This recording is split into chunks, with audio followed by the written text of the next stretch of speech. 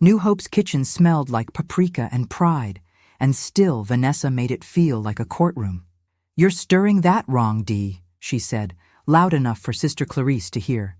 "We need presentation. Homecoming Sunday isn't a potluck from 1982. I tapped the wooden spoon against the bowl, slow and steady. At 66, I don't shout. I document. Marcus hovered in the doorway with his phone, pretending to be busy. He wouldn't look at me. He never does when Vanessa is performing. "You had one job," she added, smiling sugary at the room. "Some people just age out of usefulness." The word landed like a fork dropped on tile. I wiped my hands, left the bowl, walked out the side door. The heat on Auburn Ave hugged me mean. I walked without thinking, past the mural of John Lewis, past the florist, into a thrift store that still smelled like mothballs and second chances. A black patent purse winked from a rack, a little scuffed $12 tag clasped like a stubborn mouth. I bought it with 4 ones and a wrinkled 5.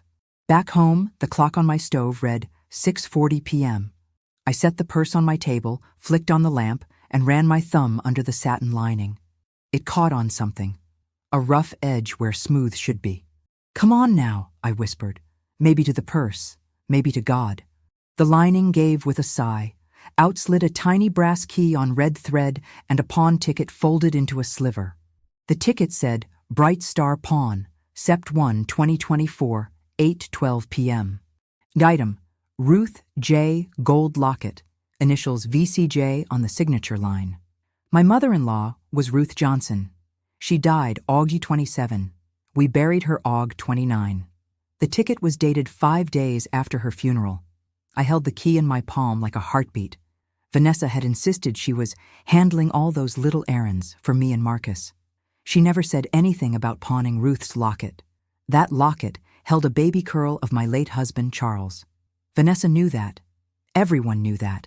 I breathed in and counted to 5 the way my blood pressure monitor taught me. The purse, the ticket, the key.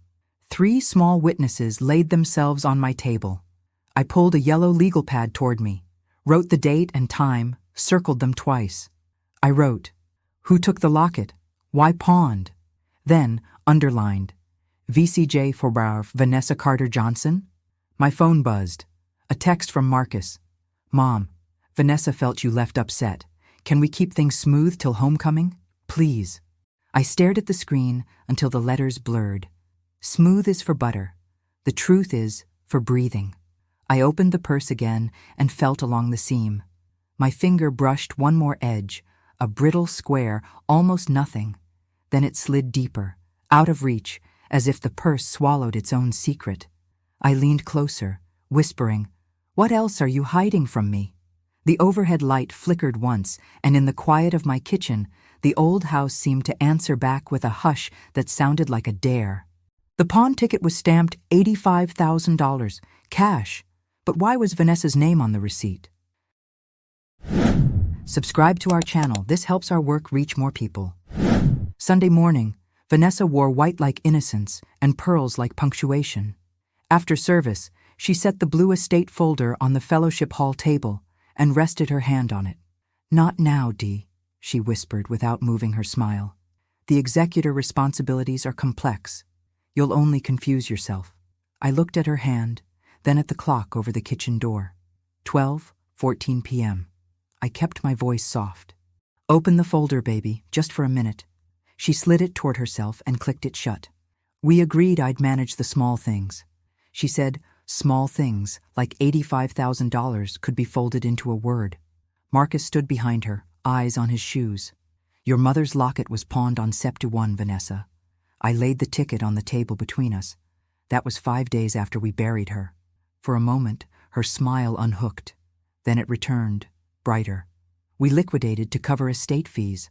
Perfectly legal." Her voice turned to honey for the crowd nearby. "Dee worries. She's grieving." I folded my hands. "Where is the cash?" "Handled," she said. "Itemized by October." October. The air shifted. Probate inventory. Due Oct 3. Ruth's attorney had said it twice at the kitchen table. I pulled my legal pad from my purse and wrote, "Oct 3, 5 p.m. big enough for heaven to see." Vanessa leaned in, pearls tapping the folder. If you keep pushing, you'll jeopardize the sale. Buyers are coming Monday. Sale? My throat tightened. The Auburn Ave. House? Her smile didn't blink. The market is favorable. I heard Sister Clarice laugh across the room, the easy sound of people who trust kitchens and recipes to hold families together. My hands remembered kneading dough with Ruth one Christmas Eve, 1999, when she said, flour on her cheek, "This house will never be sold out from under you, Dee." I placed the pawn ticket in the blue folder's pocket before Vanessa could stop me. Chain of custody, I said, so we don't misplace what belongs to Ruth. Her fingers tightened on the folder's edge. You're making a scene. I'm making a record. Marcus finally spoke, eyes still lowered. Mom, please, we're all stressed. Let Vanessa manage, okay? He meant stay small. I looked at my son, then at the clock again. The hands seemed louder today, each tick a footstep toward Occ 3. I thought of the brass key on my dresser, the faint numbers scratched along its stem, C17. Do you have a storage unit, Vanessa? I asked. That's irrelevant, because I have a key that says otherwise. For the first time all day, the pearls stopped moving. I turned toward the exit. I'll be back in an hour. Where are you going? Vanessa asked, voice thin. Bright Star Pawn, then wherever C17 opens. Behind me, I heard the plastic clasp of the blue folder snap shut, hard enough to rattle a secret. The storage clerk wrote down a unit number and a date, but whose signature authorized midnight access on Sept 1? The clerk at Bright Star Pawn barely looked up from his screen. Ma'am, you said gold locket? Let me check. He typed slow, the kind of slow that makes time heavy. The air smelled of metal polish and disappointment. When he turned the screen toward me, I saw Ruth's handwriting, that looping R she used when she wrote checks. Under owner signature, it said Ruth J., deceased, and below that, the initials VCJ in shaky pen. I need a copy of that receipt, I said, steady. He frowned. Company policy, only to authorized parties. I'm her daughter-in-law, I said. The dead ones. He hesitated, then printed it. Don't tell my boss. Outside, the sun hit the window hard enough to flash my reflection. Gray curls, pressed blouse, the face of a woman tired of being reasonable. I sat in my car and pulled the paper closer. On the back corner was a faint purple stamp from First Southern Bank, the same one Ruth used. It read, $85,000, cash withdrawal approved, 0901-24, teller 062. The numbers made my throat dry. Vanessa didn't pawn a locket for sentiment. She'd moved money. The locket was a distraction, a breadcrumb leading to a bank door. I drove home with the windows down, letting Atlanta's late summer heat bake the anger quiet. Inside my kitchen, I laid the paper beside my yellow pad. On the next line, I wrote, 9/1/24, pawn plus bank, same day. Then, find teller 062. At 7:18 p.m., the house creaked the way it does when it remembers. The smell of starch and cinnamon filled my mind. December 24th, 1999, the night Ruth and I rolled pie dough on this same counter. She had said, Dee, if anything ever happens to me, you hold on to this house. I left it clear in my will. Never sell it. Marcus will have what's his, but you'll have roots. Back then, Vanessa was just a name Marcus mentioned. A sweet girl from college. I hadn't known yet how sweetness can rot if left in a sealed jar too long. I reached for Ruth's old recipe tin on the shelf, the one with index cards faded from grease and years. Tucked behind sweet potato pie was a folded note in Ruth's slanted hand. If anyone questions the house, look in the blue Bible. My hands shook. I turned toward the hallway closet where that Bible sat under a crocheted cloth. I pulled it out, its spine cracked with use. Between Psalms and Proverbs, the pages felt thicker, two glued together. I slid a butter knife along the seam. It split with a sigh of dust. Inside was a smaller envelope marked Addendum, Feb 14, 2023. My heart stuttered. Ruth had rewritten her will the same month Vanessa took her to the lawyer. I held the envelope to my chest and whispered, Ruth, what did she make you sign? Outside, a car door slammed. Through the lace curtain, a white SUV idled under the streetlight. Vanessa's voice floated through her Bluetooth speaker, sharp and hurried. "She's digging. I'll handle it before Sunday." By Monday morning, I was sitting in First Southern Bank, under fluorescent lights that hummed like gossip. The teller's nameplate read, Grace Henry, teller 062. Her nails were short and neat, her eyes too kind for corporate blue. "Ms. Johnson, I can't discuss private client accounts," she said softly. I slid the pawn ticket across the desk. "This stamp says your number. It's dated September 1st, cash withdrawal, $85,000. The signature line says R. Johnson." She studied it for a long beat. "Mrs. Ruth Johnson passed away in August, didn't she?" I nodded once. Grace's jaw tightened. That's what I thought. The woman who withdrew the money wasn't Mrs. Johnson. She had power of attorney papers, claimed to be acting for the estate. Short hair, pearls, red nails. My pulse ticked in my ears. Vanessa Carter Johnson. Grace swallowed. She presented ID and paperwork that checked out. I scanned them, but something felt wrong. Mrs. Johnson had always greeted me by name. This woman didn't even know Ruth's middle initial. "Can you print those scans?" "I could lose my job," Grace whispered. I leaned forward, voice low. "Then lose a copy instead." 5 minutes later, a thin printout slid across the counter, face down. I tucked it into my purse with a thank you that felt like confession. Outside, the city air smelled of exhaust and deliverance. I sat in my car, heart hammering, and texted Marcus, "Meet me tonight, 7 p.m. Don't tell Vanessa." No reply. At 6:45, a knock on my door. Not Marcus. Mrs. Ellison, our next-door neighbor, stood holding a grocery bag. "Saw your daughter-in-law the other night," she said, stepping inside uninvited. White SUV, late, about 11:20 p.m., loading boxes into her trunk. Looked heavy. "From where?" "Your mother-in-law's garage." I handed her a sweet tea and my gratitude. She handed me her memory, clear and sharp as a photograph. When she left, I laid everything on the table like cards. Pawn ticket, bank stamp with Grace's number, Ruth's addendum envelope, witness name, Mrs. Ellison. The pattern gleamed ugly and certain. Vanessa hadn't just stolen, she'd planned. I opened the envelope marked addendum, Feb 14, 2023. Inside was Ruth's familiar cursive, but different ink, smoother, like it had been traced. 2 pages in, one line leapt out. Executor, Vanessa Carter Johnson. Underneath, Ruth's signature, but no notary seal. My phone buzzed again. A new message from an unknown number. "Stop digging, Dee. You don't know what you're touching." The text disappeared before I could screenshot it. The sound of tires on gravel drew my eyes to the window. Vanessa's SUV, headlights off, rolling slow. The next morning, Marcus showed up alone. No pearls, no perfume, just guilt. He sat at my kitchen table, tracing the rim of his coffee cup. "Mom, Vanessa says you're confused. She's worried about you." I opened my notebook and turned it toward him. The pawn ticket, the bank printout, the copy from Grace, all taped neatly in sequence. "Confused women don't build timelines, Marcus." He didn't look. "You're hurting. I get that." I pulled one more page from my purse.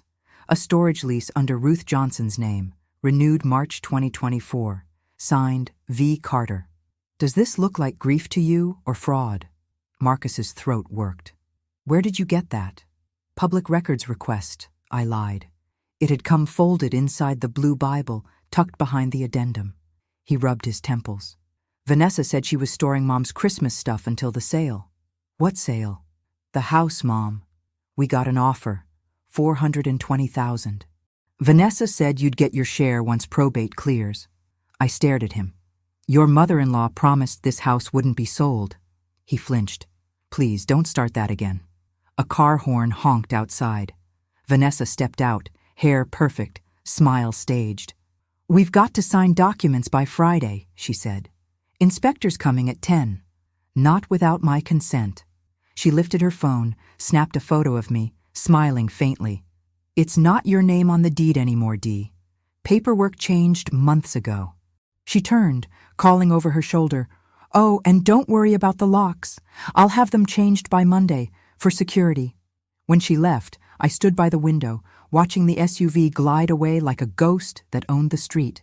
The house creaked behind me. 30 years of laughter and bills and grief, reduced to an asset. I wrote in my notebook, change the locks before she does. Then smaller, get proof before Oct 3. That night I dreamed of Ruth at the stove, stirring sweet potato filling and whispering, they'll try to sell what you already paid for. I woke with the smell of cinnamon and betrayal in my lungs. By Thursday, Vanessa called a family reconciliation dinner. I wore my calm like armor. She wore her triumph like perfume. The table at Sylvia's on Peachtree gleamed with candlelight. Marcus sat between us, sweating. Let's just eat, okay? Vanessa touched his arm. Of course, love. Then to me, Dee, we're listing Monday. I want us to move forward together. I set my napkin down. Forward to where? Homelessness? Her smile thinned. You'll have money. Plenty. I don't want money, Vanessa. I want truth. The waiter arrived, poured wine. She lifted her glass. To new beginnings. I didn't drink. Did your new beginning cost $85,000? The glass froze midair. Marcus's fork clinked. Mom, I kept my voice steady. Or did it cost Ruth's locket? Her house? Her name? Vanessa leaned in. You think you've got something?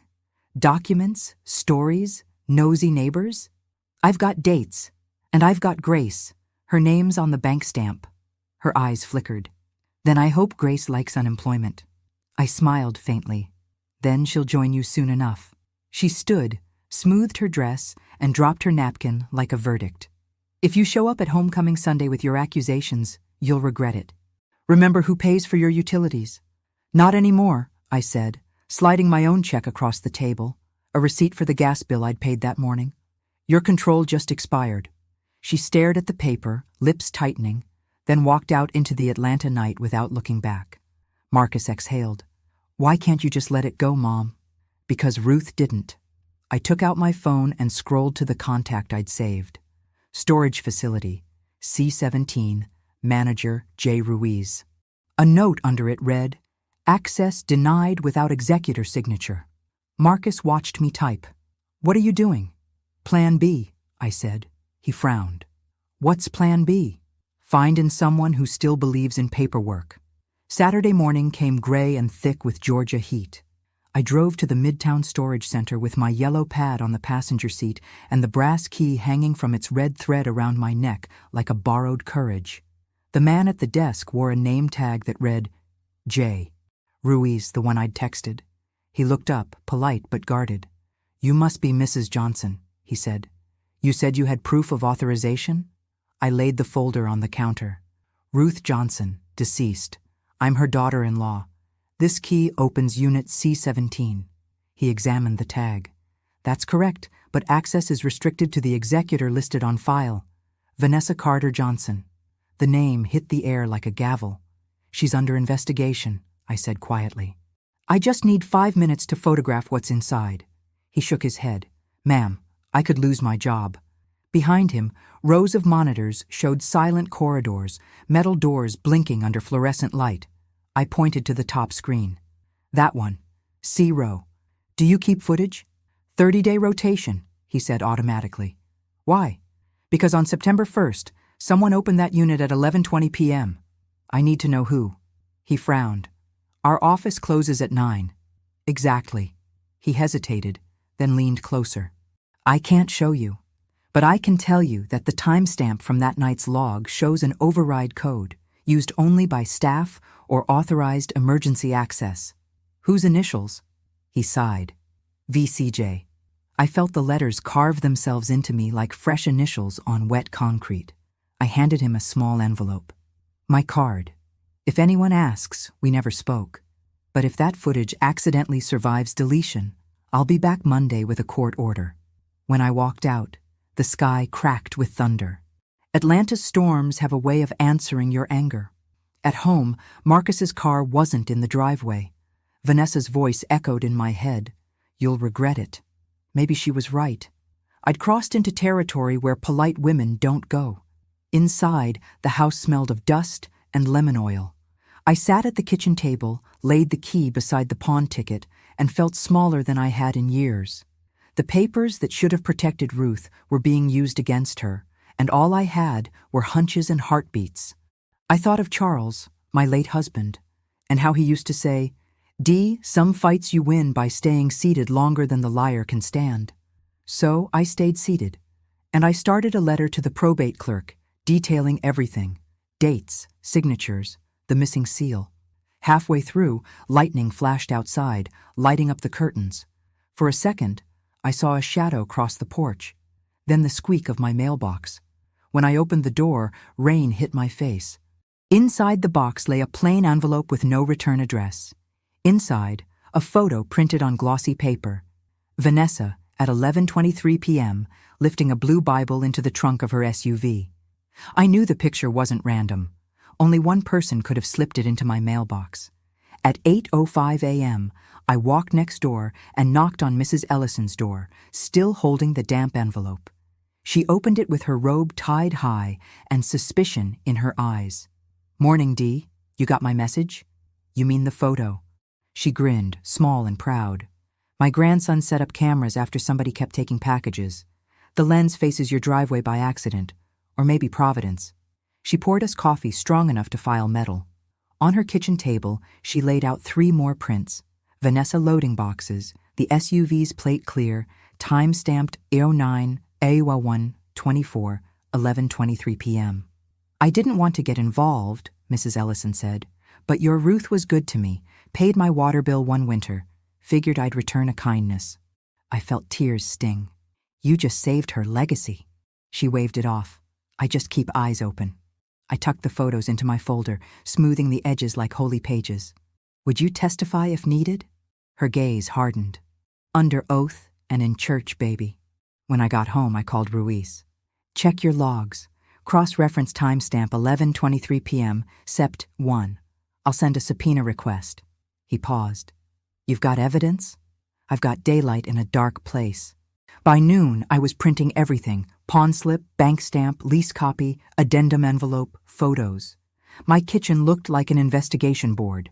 Then the landline rang, one of those calls you feel in your spine before you answer. "Dee Johnson?" a man's voice said. "Yes. This is Detective Myers, Financial Crimes Unit. We received a tip from First Southern Bank about a forged withdrawal under a deceased client. We'd like to meet." Grace. The teller had done it. We met at 3 p.m. At the precinct. I spread my documents like a woman unpacking grief. He scanned them quietly, then asked, "You got originals?" "Some." He tapped the pawn ticket. "We'll trace the signature. Might take time." "How much time?" He checked his notes. 30 days, maybe less." I exhaled. That's exactly what I have. That night, I pinned the photos above my desk, next to the will's addendum. The evidence ladder was building itself. N1. Contradictions and dates. N2. Paper proofs, pawn, bank, lease. N3. Testimony and image, Mrs. Ellison's photos. All that remained was the top rung, the N4 that would silence denial. Outside, the rain stopped, leaving the street shining like fresh ink. I looked at Ruth's picture on the mantel. "You see, Mama Ruth? I'm climbing." Somewhere down the block, Vanessa's SUV started its engine, idled, then drove off slow. She must have realized the storm had changed direction. I sent the message anyway. "Mr. Ruiz, I'll bring proof Saturday morning. Don't erase footage from Sept. 1. Outside the restaurant window, the reflection showed me older, tired, but certain. If Vanessa wanted Monday, I'd give her Saturday. Detective Myers met me at Midtown Storage just after opening, trench coat in September like he didn't know Georgia. Mr. Ruiz stood behind the counter, pale but resolved, a paper in his hand. "Emergency access authorization," Myers said, flashing his badge. "Unit C-17. Ruiz swallowed. "Sign here." He led us down a corridor that smelled like metal, rain, and other people's secrets. My brass key turned smooth in the lock, one click, then another. The door rolled up with a sigh. Boxes, neatly labeled in Ruth's tidy pen. Recipes, church, taxes, keepsakes. One plastic bin sat apart, taped twice and marked phones, chargers. I slit the tape and lifted a small flip phone, blue as a robin's egg, the one Ruth used after she'd given up on smartphones. I pressed the side button. To my surprise, it buzzed alive, stubborn as its owner. Check messages, Myers. Have you been through something similar? Tell us your story in the comments below. We read every comment. It's important for us to know we're not alone. Said. In voicemail, an entry from Feb 15, 2023, 7:42 p.m. gleamed. I pressed play. Ruth's voice filled the silent unit, warm and steady, but worried. Pastor Elaine, it's Ruth. Vanessa brought papers yesterday, said it was routine. My hand shook. I told her I wanted Dee with me. She said Dee would complicate things. I signed one page, not the other. I put a copy where Dee will find it if she needs it. The travel Bible in storage, the blue one behind Psalms. I don't want my house sold. Dee needs roots. Call me back. The message ended with a soft exhale, a sound I recognized from nights she'd fallen asleep on my couch. We all looked at one another. No one spoke first. Another blue Bible, I said, whispering. Not the one at home. We found it in the church box, cloth cover faded at the corners, ribbon with a frayed end. I thumbed to Psalms. The pages felt thick. I slid my butter knife along the seam like I had at home. This time, the paper inside wasn't a photocopy on smooth printer stock. It was heavy bond, watermark catching the dim light, and stamped with a notary seal raised like braille beneath my finger. Addendum to Last Will and Testament, February 14th, 2023. My eyes ran the lines, each one a rung on a ladder I'd been climbing in the dark. Executor, Attorney Alan Pierce, in lieu of family. Then, life estate to Dolores Johnson, in the residence at 316 Auburn Ave, until her decease. No sale permitted during life estate. Upon her decease, remainder to Marcus Johnson. I had to sit down. I heard the small sound I made, the sound a woman makes when life moves its furniture back where she left it. Myers took photos on his department phone. This matches her voicemail, he said. Chain of custody stays tight. He slid the document into an evidence sleeve, eyes meeting mine. We'll verify signatures, but that seal is clean. Whoever named Vanessa executor on that other copy did some DIY law at a kitchen table. And the bank withdrawal? I asked. Now it's part of a larger pattern, he said. Conversion of assets, elder coercion, forged authority. The DA likes patterns. In the bin marked phones, I found an old charger, plugged it into an outlet by the emergency light, and watched the battery icon crawl up. Another file on the flip phone glowed. Voice memos. Inside, a short clip dated Aug 20, 2024, a week before Ruth died. I pressed play. Ruth again, thinner now. Dee, if you're listening, don't let them talk you out of what's already yours to keep safe. The house is your shelter. You kept me. Now, let it keep you. I closed my eyes and let the words steady my bones. When I opened them, Detective Myers was looking at me not like a client, but like a witness whose voice would carry. He sealed the sleeve, handed me a copy of the evidence log, and nodded toward the corridor. Keep Sunday open, he said. If your church is where the community listens, sometimes truth needs a microphone. Back at the door, I took one last look into the unit that had held a secret better than any safe. On the inside of the door, in pencil faint as breath, someone had written, C-17, for when they won't listen at the table. As Ruiz lowered the door, the notary seal's embossing pressed into my mind like a sunrise leaving no room for night. At the bottom of the addendum, under the seal, a signature line bore Ruth's hand, steady, deliberate, and then my name in ink where the law said it should be. I ironed my blouse the way Ruth taught me. Steam first, then pressure. The blue folder on the dresser watched me like a cat guarding its own secret. Inside, Exhibit A, pawn ticket. Exhibit B, bank stamp with teller 062, Grace. Exhibit C, storage lease. Exhibit D, Mrs. Ellison's photos. Exhibit E, notarized addendum copy. And a flash drive labeled C-17, voicemail plus CCTV. Saturday afternoon, I stopped by First Southern Bank with a note for Grace. You were right to feel wrong. I slid a small envelope under her window. 3 photocopies. The addendum, the lease, and my phone number. Not hush money. Invitation to courage. From there, I drove to New Hope Baptist. The fellowship hall smelled like lemon cleaner and potluck prophecy. Sister Clarice was taping the Homecoming Sunday program to each chair. "We added a memorial moment for Ruth," she said. 12:45. "Would you like to say a word, Dee?" "Just one," I said. "But I need a microphone that doesn't tremble." She patted my hand. "The old sure is steady as a deacon." I tested the podium. The sound guy, Daryl, wore a t-shirt that said, "Truth sounds better loud." He grinned when I showed him the flash drive. "We can cue video and audio under your slot," he said. "You want the still up first, then play?" "Still first," I said, picturing Vanessa lifting the blue Bible under the porch light at 11:23 p.m. Then the voicemail. Then we breathe. I sent a group text at 5:12 p.m. to Marcus, Vanessa, Pastor Elaine, and Attorney Pierce. His number pulled from the addendum letterhead I'd photographed. Family tribute to Ruth. Sunday after service. 10 minutes. Please be present. Vanessa's reply came faster than my phone could buzz. "We'll be there. Keep it short." Pierce's office number answered with an auto text. Message received. Pastor Elaine sent a prayer hands emoji and a line of scripture. "Let your yea be yea." At home, I set the house in order, like I do before storms. Dishes dried, curtains straight, my mother's Afghan folded on the couch. On the kitchen table, I wrote a single page for the podium. Dates, amounts, names, no adjectives. Facts have their own weather. At 8:30 p.m., a knock. Marcus, shoulders slumped, eyes red.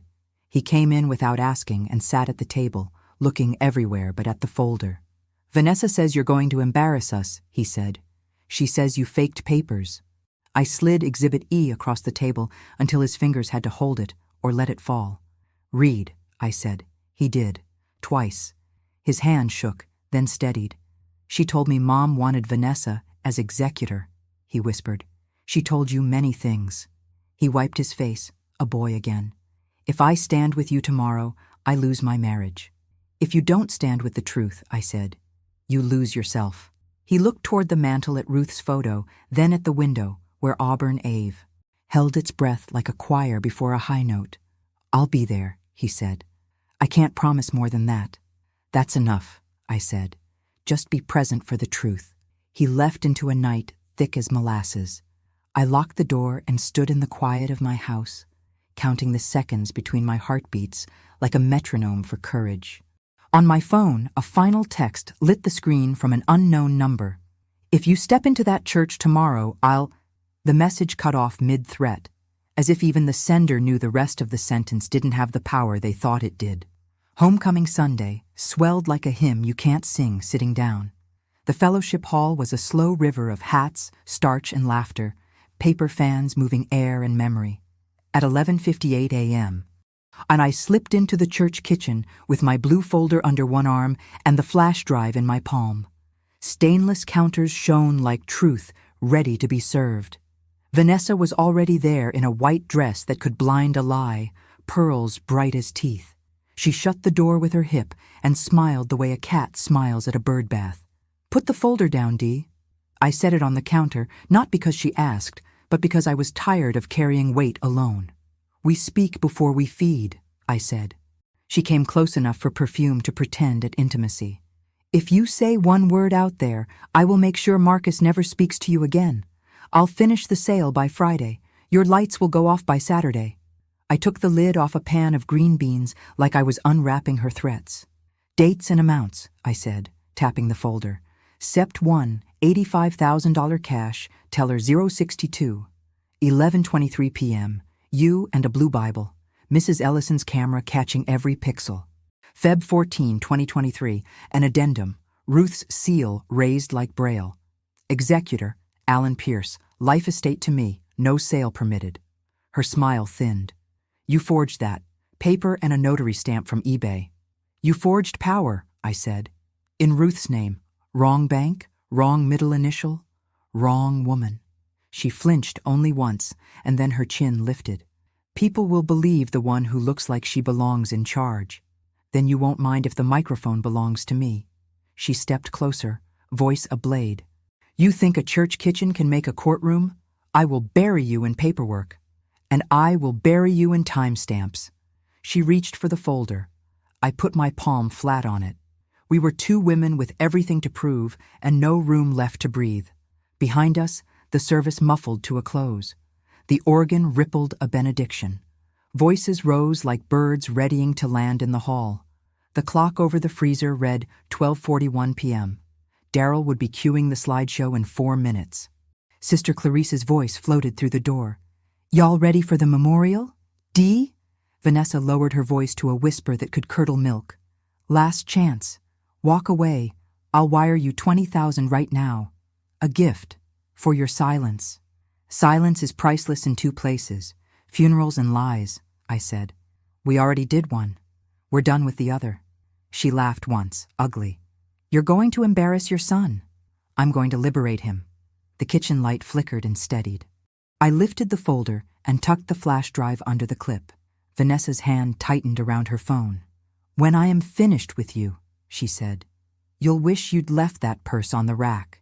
Then you'll want to see what fell out of its lining, I said, pushing through the swinging door toward the hum of the hall, because the whole room is about to read it with me. The fellowship hall hushed the way a storm hushes, air thick, ears open. Paper plates waited like empty verdicts. I walked to the podium with Pastor Elaine on my left and Sister Clarice on my right. Daryl gave me a quick thumbs up from the sound table, the flash drive's light blinking ready. Family, Pastor Elaine said into the mic, we're remembering Sister Ruth Johnson. She turned to me. Sister Dee, you have the floor. I breathed in on a count of 5, out on a count of 5, the same way I did when the pawn ticket first burned my fingers. At 6:40 p.m. on September 6th, a purse gave me a key, I said. Ruth gave me the rest. I nodded at Daryl. The projector screen filled with a still, Vanessa, pearls bright even in grayscale, lifting the blue Bible into her trunk at 11:23 p.m., 09/01/24. A ripple moved through the room. Murmurs hit the walls and slid down. Vanessa stood near the punch bowl, smile frozen, then thawing into fury. That's illegal photography, she said too loud. That's stalking. Mrs. Ellison's porch camera, I said. Our neighbor, she'll swear under oath. Before Vanessa could shape another word, I lifted Exhibit E in its clear sleeve, the notary seal catching the fluorescent light. Addendum to the will. February 14th, 2023, I read, steady as a heartbeat. Executor, Attorney Alan Pierce. Life estate to Dolores Johnson. No sale permitted during life estate. From the back, a voice. Read it again. I did. Attorney Pierce, gray-suited and careful, stepped forward. That is my letterhead, he said into the second microphone. Mrs. Johnson executed an addendum that day in my presence, under no coercion. My notary, Angela Lee, sealed it. This is a true copy. Vanessa's face blanched and then sharpened. That's not the version we have. That's the only version the court will keep, Pierce said mildly. And my office has the original. I nodded to Daryl again. The room fell into a held breath as the voicemail began, Ruth's voice filling the air like sunlight after a power outage. Pastor Elaine, it's Ruth. Vanessa brought papers yesterday, said it was routine. My hand shook. I told her I wanted Dee with me. I put a copy where Dee will find it if she needs it, the travel Bible in storage, the blue one, behind Psalms. I don't want my house sold. Dee needs roots. The sound of women crying is a choir nobody directs. It rose and fell around me. I set Exhibit B, the bank stamp with $85,000, cash 09/01/24, teller 062, on the podium. That same night, I said, money left Ruth's account. Grace Henry, teller 062, is here today. Grace stood from the third row, hand lifted, face pale but strong. Those papers looked wrong, she said. I reported it. Down the side aisle, a figure I knew only as a trench coat stepped closer. Detective Myers, plainclothes, badge at his belt. He didn't speak.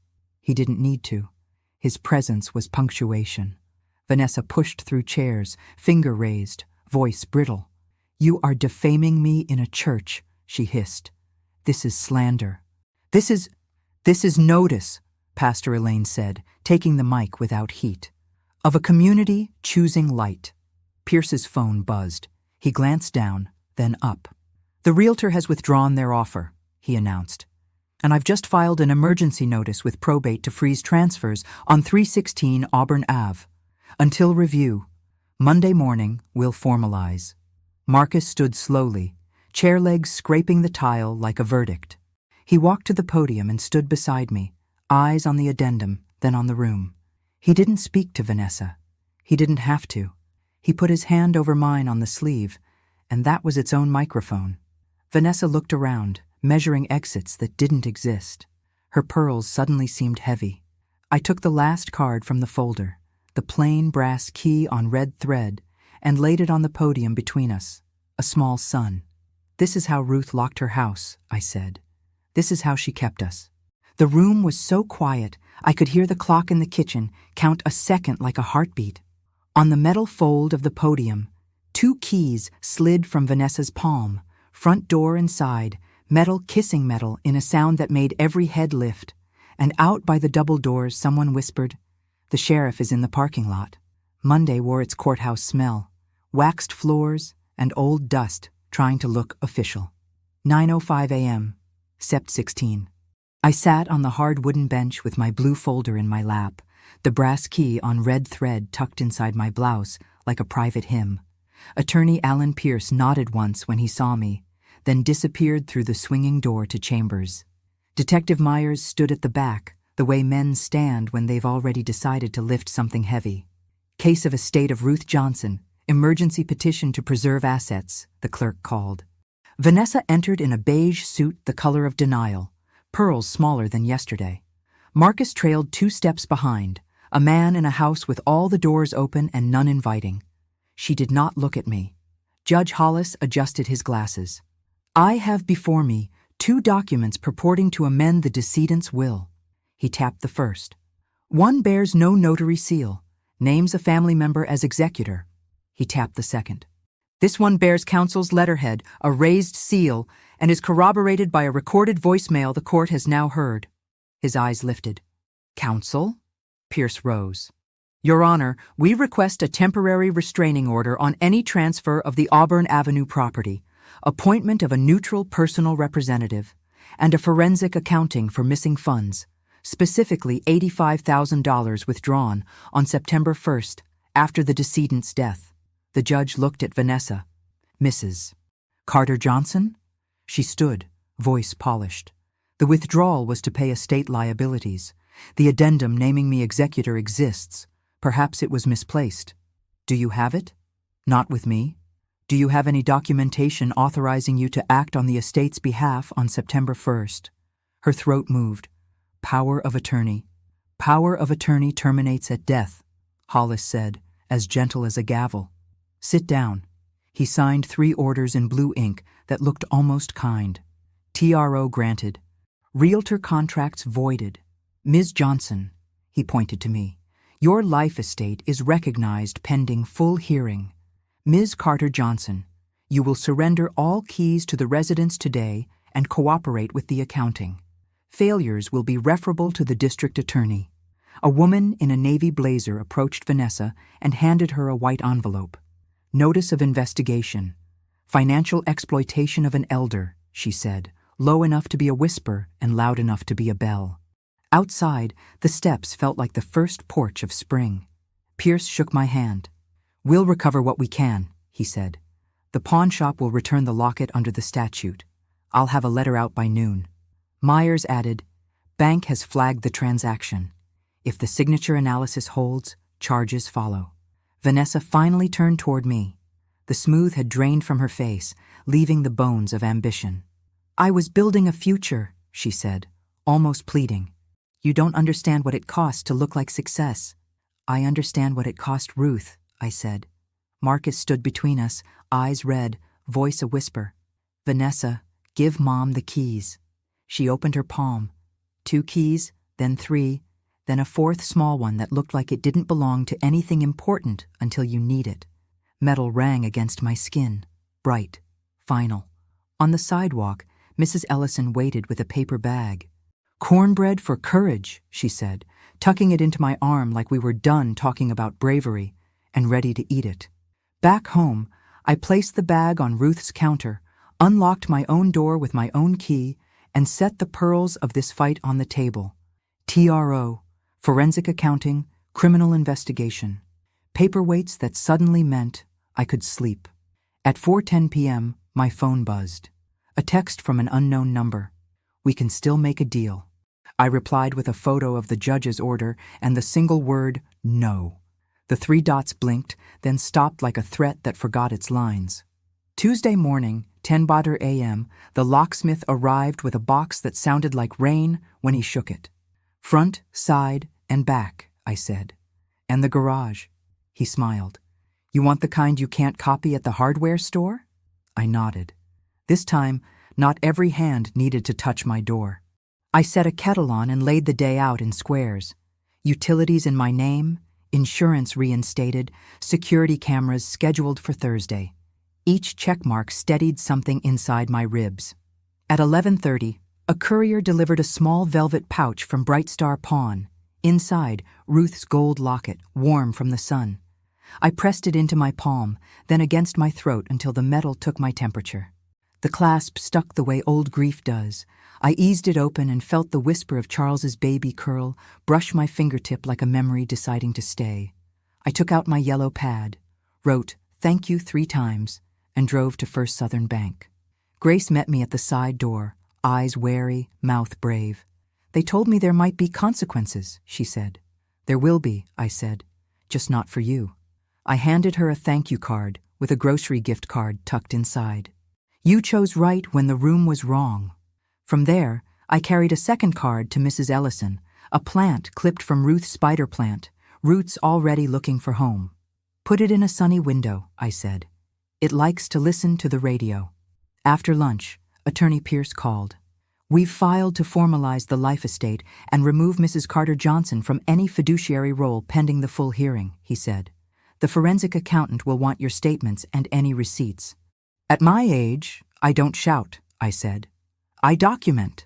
We set a time, Friday, 3 p.m., and I returned to the kitchen table where the fight had been fed.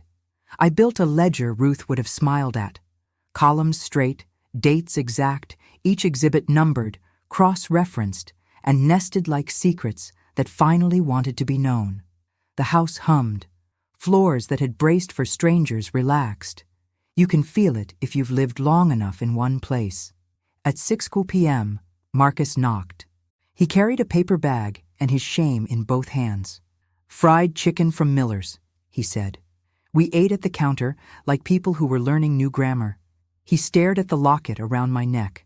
"She told me it was appraised at nothing," he said. "Some things cost more because money can't buy them." He nodded. "I'm staying at a friend's for a while," he said. "I need to think the kind of thinking you can't do with someone watching your face." "You're welcome here," I said, with one boundary. He looked up. "Truth in the door before you walk through," I said. "I can do that."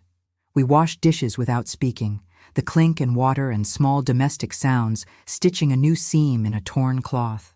After he left, I stood at the front door and watched the street hold its own peace. My phone lit up with a text from Pastor Elaine. "Could you lead a workshop for the seniors on wills, deeds, and keeping receipts?" I laughed out loud, the kind of laugh that feels like a room opening a window. "Put me down for October 12th, I typed. "Title it, Dates and Amounts." And under it I wrote to myself on the pad, "Legacy isn't what you leave, it's what you refuse to lose." On October 3rd, I walked into the probate clerk's office with 3 copies of everything: the addendum, the TRO, the accounting packets, the chain of custody log, and a cover letter that began, "Please find enclosed the truth." I left with a stamped receipt and a feeling I hadn't earned in months. Rest. On the way home, I stopped at the thrift store on Auburn, the one that still smelled like mothballs and mercy. The bell over the door chimed a soft welcome. A different woman worked the counter today, hair piled high in a nest of pens. I set the black patent purse on the counter. I had polished its scuffs, stitched the torn lining, and tucked something inside. "Returning alone," I said. She flipped the tag, puzzled. "Ma'am, you can keep—" "It already kept me," I said. Let it find the next woman who needs a key. I slid $20 into the donation jar, then walked back to the aisle where it had first winked at me. For a moment, I saw my own hands the night I cut the lining, the way the house inhaled, the exact second the brass key kissed the world. Outside, the air held that October feeling, like summer had told the truth and left nothing but the good parts. I carried a small paper bag with 2 tumblers for sweet tea and a framed 4x6 of Ruth stirring pie filling, flour on her cheek, joy on her face. At home, I hung a new key hook by the door. I placed the brass one, red thread and all, on the first peg, like a relic in a church. I set the tumblers on the counter, poured tea so cold the glass sweated gratitude, and stood a long minute in the quiet. When the doorbell rang, I didn't jump. It was Grace, shy smile, and Mrs. Ellison, louder than shyness can hold.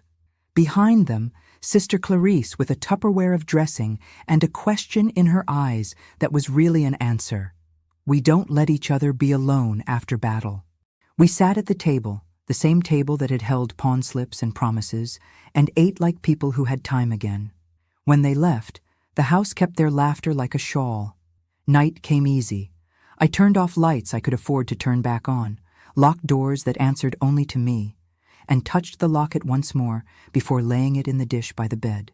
In the dark, I heard Ruth's voice without the phone. The house is your shelter. You kept me. Let it keep you. I set my alarm for 6:40 p.m. A private joke with Destiny, and wrote one last line on my yellow pad before sleep found me. At my age, I don't shout. I document, I decide, I stay. If this story gave you strength, help us by sharing, liking, and hitting the notification bell. We'd love to hear in the comments which part of the story you liked most. See you tomorrow.